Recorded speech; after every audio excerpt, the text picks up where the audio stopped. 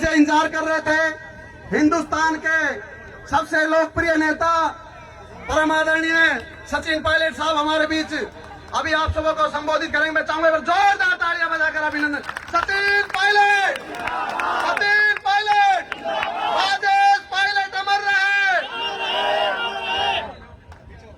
रेवाड़ी विधानसभा क्षेत्र के लोकप्रिय विधायक मेरे छोटे भाई चिरंजीव राव साहब, जो कांग्रेस पार्टी के राहुल गांधी जी के खड़गे जी के उम्मीदवार हैं, हमारे शाहपुरा से विधायक मनीष यादव जी, बैराट से पूर्व विधायक इंद्राज जी, भरत जी, मंच पर सभी रामसा यादव साहब, बहुत सभी नेतागण जो मौजूद हैं, और गांव के सभी बुजुर्गों, माताओं, बहनों, बच्चों, नौजवान दोस्तों। जैसा चिरंजीव ने बताया आपको कि पूरे प्रदेश में 5 तारीख को वोट पड़ेंगे और हरियाणा में 10 सालों से बीजेपी की सरकार है, दिल्ली में 10 साल से बीजेपी की सरकार है। और आप भी खबर देखते सुनते हो, पूरे प्रदेश में ये माहौल बन चुका है कि आने वाली सरकार कांग्रेस पार्टी की सरकार है।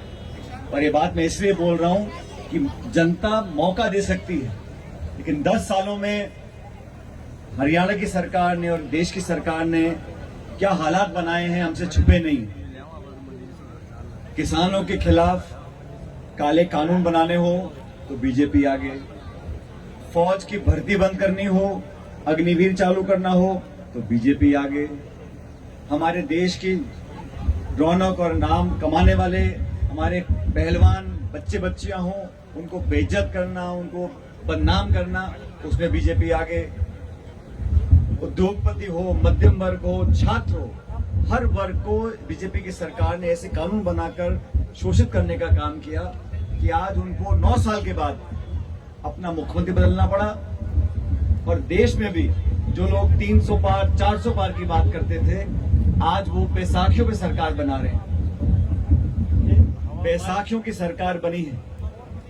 बीजेपी के 240 सांसद आए और मैं धन्यवाद देना चाहता हूं हरियाणा की जनता को कि आपने 10 में से 5 लोकसभा के सांसद कांग्रेस पार्टी के जिताए। राजस्थान में भी हम लोगों ने 11 जगह बीजेपी को हराया 25 में से।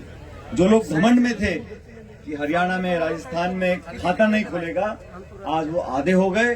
और यही कारण है कि तमाम विपक्ष की जो ताकतें हैं वो मजबूत हो रही हैं।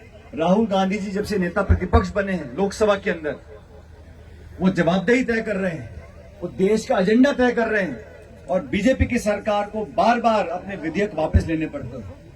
अभी चुनाव चल रहे थे, पहले चरण का चुनाव मतदान कश्मीर में था और बीजेपी ने एक नया शगुफा छोड़ दिया, 1 नेशन 1 इलेक्शन। ये संभव है क्या?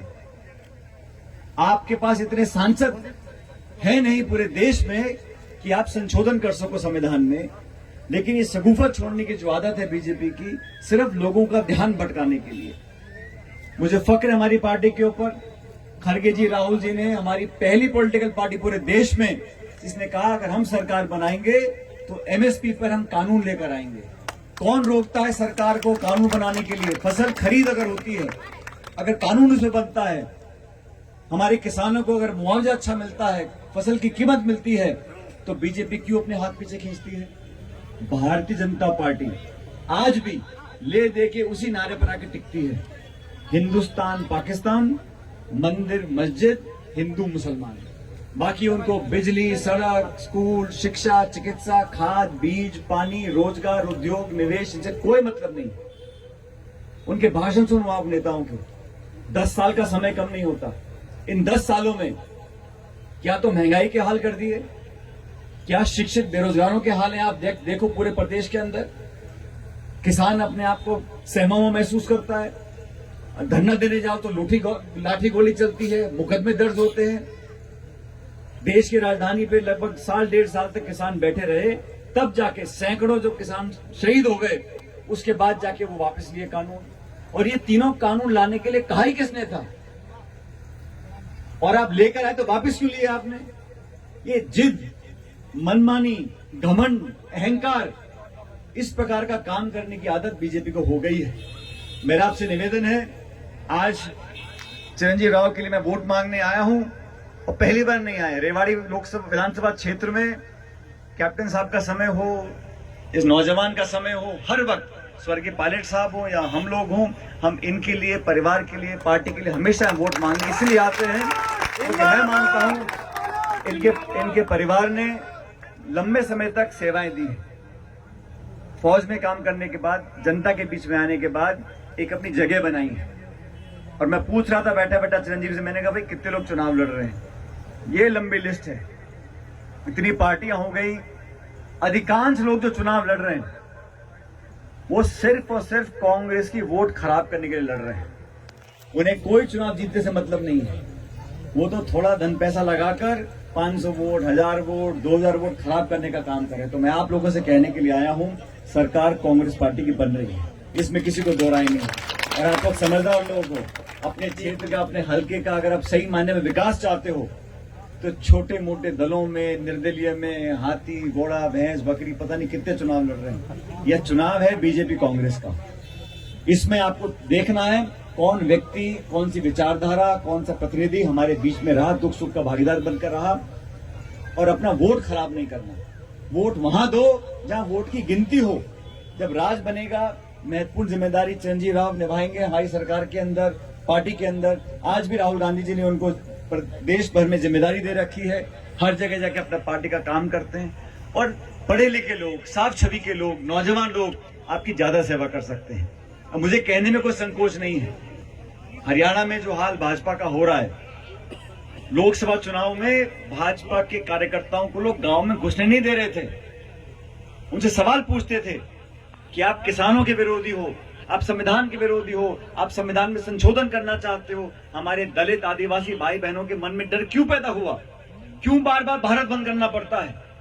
क्यों बार बार प्रधानमंत्री और बीजेपी के नेता को सफाई देनी पड़ती है कि हम संविधान को नहीं बदलेंगे, हम आरक्षण से छेड़छाड़ नहीं करेंगे? मनमोहन सिंह 10 साल प्रधानमंत्री थे, कभी ऐसी बात उस समय उठी कि संविधान से संशोधन हो जाएगा या आरक्षण में फेरबदल कर देंगे? क्या कारण है कि भाजपा की डबल इंजन सरकार, और कैसी सरकार है। दिल्ली की सरकार तो यहां लटक गई, बहुमत मिला नहीं, बैसाखियों पे चल रही है।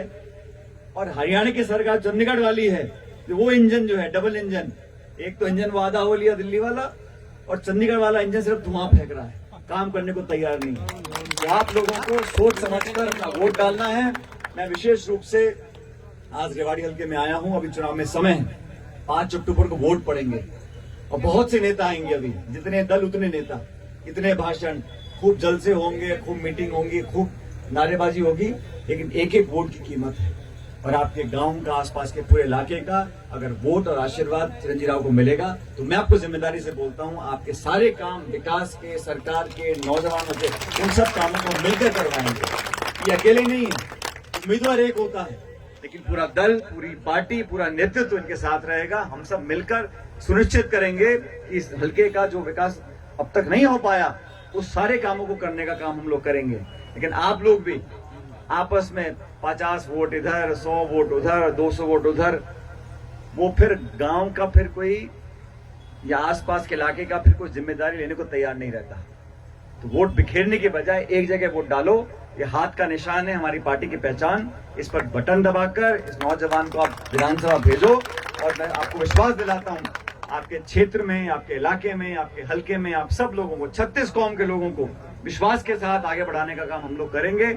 मैं इस उम्मीद के साथ कि आप मेरे निवेदन को स्वीकार करोगे और 5 तारीख को बटन दबाकर हाथ के निशान पर चिरंजीवी को आप दोबारा विधायक बनाकर भेजो। इसके भविष्य की आगे सारी चिंता हम लोग करेंगे। ये काम आपका है, विधानसभा में जिताकर भेजने का। अब आप लोग हाँ भरते हो तो सब के सब दोनों हाथ खड़े करो पहले तो, सारे पीछे खड़े छोरे सारे, और मेरे साथ नारा देना जोर से, Congress party, Congress party, Congress party. बहुत बहुत धन्यवाद। राम राम साहब।